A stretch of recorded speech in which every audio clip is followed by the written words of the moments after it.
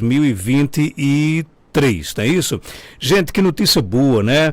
A gente destaca aqui agora no nosso Panorama 95 de que, por ocasião da novena de São Pedro, realizada no altar da Cátedra da Basílica Vaticana, o coro do Vicariato da Cidade do Vaticano, dirigido pelo maestro Temístocles Camponi, executou uma composição de Felinto Lúcio Dantas, musicista e compositor norte-riograndense, falecido em 1986, autor de um vasto e harmonioso patrimônio de música sacra na região do Seridó Potiguar.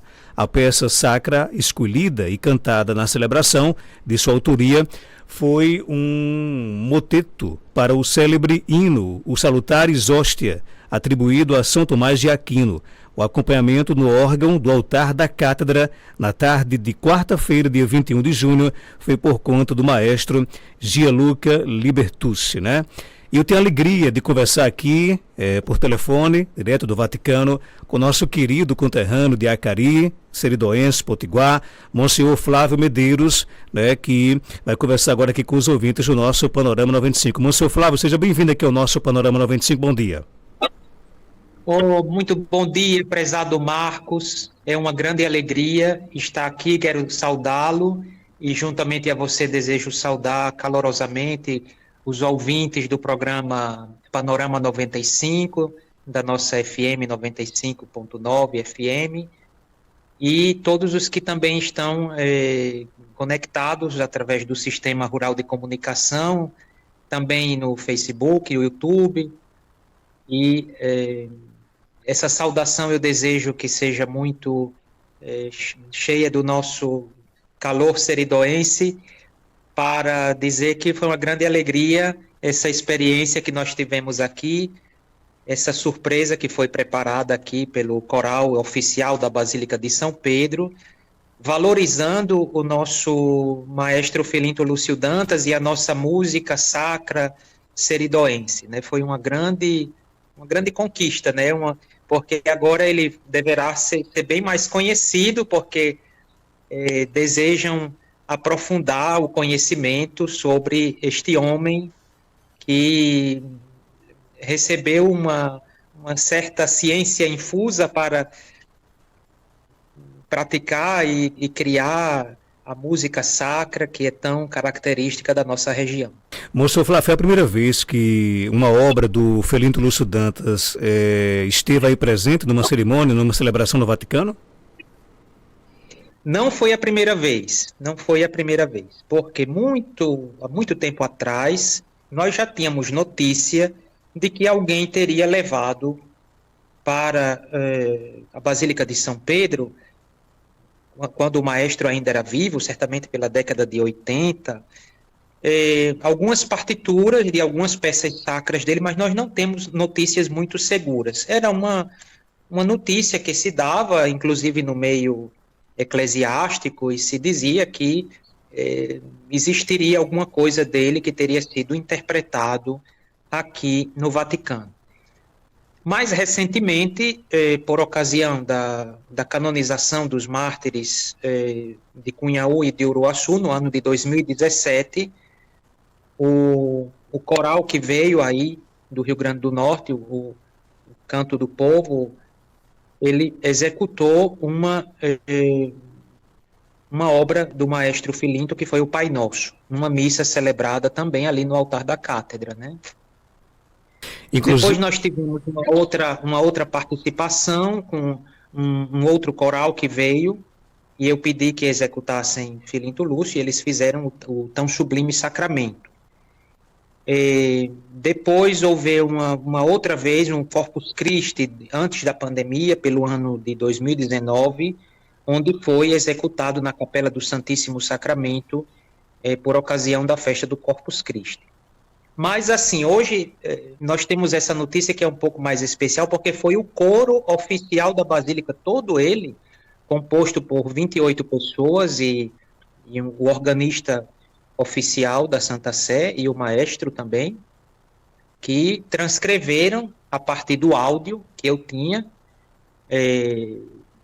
muito conhecido, esse áudio a missa de Santa Cecília, e também outros outros branos musicais do maestro Filinto que foram colocados nesse CD, nesse LP, na década de 70, 1978, e hoje ele está em formato digital e se pode ter acesso a esse material, e então eu passei esse conteúdo aqui para o coro e contei um pouco da história do maestro Filinto, né? Contei um pouco da história da religiosidade do povo seridoense, dessa fé sertaneja e dessas expressões da fé, porque a música é uma expressão da fé, né? E então houve um interesse, e eles estavam querendo ter preparado a música, os salutares, para a festa do Corpus Christi, só que não deu tempo. Então ele disse, olha, não vai ser para o Corpus Christi, mas vai ser para a novena de São Pedro. Aí eu fiquei muito feliz, né, porque foi uma grande valorização que foi dada à nossa música e ao nosso maestro Filinto Lúcio. Agora, Padre Flávio, qual foi a reação do maestro, dos coralistas, quando começaram a conhecer, a ensaiar a obra do Filinto Lúcio Dantas? A reação deles foi sempre de muito entusiasmo, porque, principalmente quando eu disse que se tratava de um fenômeno, de um autodidata, porque o maestro Filinto, ele buscava a sua inspiração na paisagem e nos elementos da natureza do nosso seridó, né? E como foi descrito na pequena notícia que foi dada ao jornalista da Vatican News, o jornalista Jackson, que me pediu algumas informações sobre ele, nós fizemos aquele pequeno texto, que o maestro buscava a sua inspiração através desses elementos, né? Desses elementos que compõem o cenário seridoense, as serras, a margem do rio Carnaúba, o seu trabalho na lavoura, e então esse fato era o que mais causava a admiração e o desejo de absorver um pouco daquilo que foi o patrimônio deixado por ele. E eles ficaram bastante... Tanto é verdade que quem primeiro transcreveu o áudio que eu tinha foi o organista, e eu, por exemplo, eu entreguei a ele o áudio, e um dia ele estava numa viagem daqui para Veneza, e enquanto ele estava no trem viajando, ele colocou os fones de ouvido e transcreveu para o papel, fez toda a transcrição musical, com as notas musicais, e me deu aquele de presente. Então, logo o maestro com quem ele trabalha se interessou muito e disse, não, vamos fazer isso aqui, porque nosso coro deve também ter essa índole universal, não é?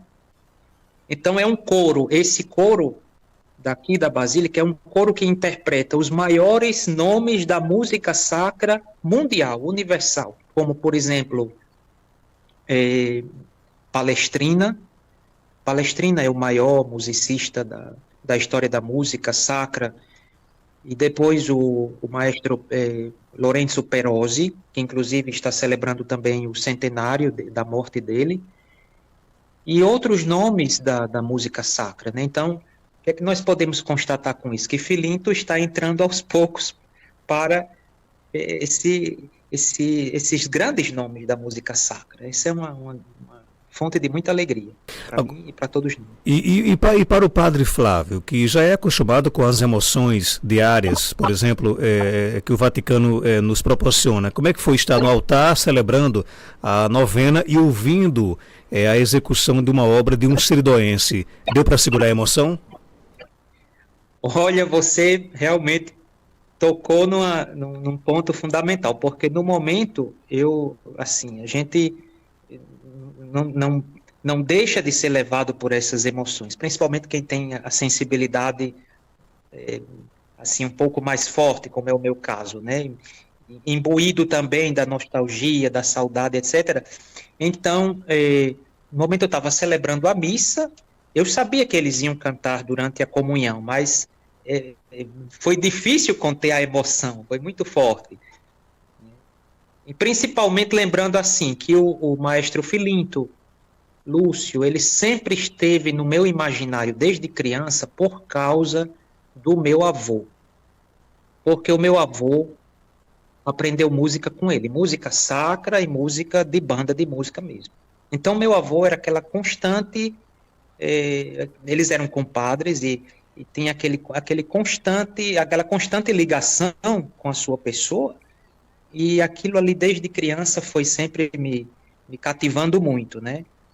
Então, eu, assim, me lembrei muito do meu avô, lembrei da nossa, de tudo aquilo que se faz para, para promover, para conservar e para levar adiante esse legado musical e cultural, religioso, do povo de Carnaúba dos Dantas e de Acari e do Seridó todo, né? Então, a minha emoção foi assim, foi sempre nessa linha. Uma emoção muito levada pelo amor também, que eu nutro por essa realidade. Padre Flávio, só para fechar aqui, se eu estiver equivocado, me corrija, salvo engano, o maestro Felinto Lúcio Dantas, ele compôs, acho que uma novena inteira, uma missa inteira, né? Ele tem obras musicais aí, por exemplo, para toda uma celebração religiosa. Seria, por exemplo, um sonho, um desafio, ou de repente uma utopia, imaginar que um dia o Vaticano poderia, por exemplo, dedicar uma missa toda, uma novena toda, só com a obra do Felinto Lúcio Dantas? Olha, com os passos que nós estamos dando, eu não creio que seja impossível. Eu creio que seja muito possível. Eu acho que aos pouquinhos nós vamos assim conversando e vamos, porque são várias missas, que ele compôs várias missas e novenas. Parece que um dia, não sei se Dom Adelino ou alguém perguntou, ou um daqueles que fizeram o documentário que tem sobre a sua pessoa na antiga TV universitária, Memória Viva. E parece que alguém perguntou a ele, maestro, mas quantas são as suas composições? E ele teria respondido assim, mais de 100 e menos de 1000. Isso é uma coisa impressionante, né? Então, por exemplo, tem uma missa que ele dedicou a Santa Cecília. Se na festa de Santa Cecília, quem sabe a gente não pudesse aqui um dia, em novembro, celebrar uma missa em honra de Santa Cecília com essa missa que ele compôs para ela, porque corresponde a esse gênero que é muito, ele é muito forte para a escola cantorum, quer dizer, os corais das catedrais, das grandes igrejas, que é um gênero chamado ceciliano.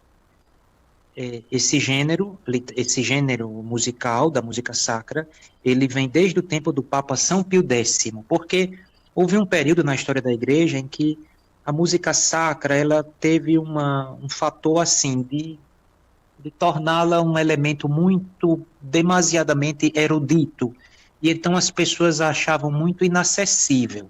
Então o Papa São Pio X, ele teve esse desejo de fazer com que o canto sacro tradicional mesmo, ele tivesse uma exposição mais, que pudesse ser mais voltada para o povo, e que os fiéis pudessem absorver mais, e não ficar numa coisa muito erudita, longe da piedade do povo, né?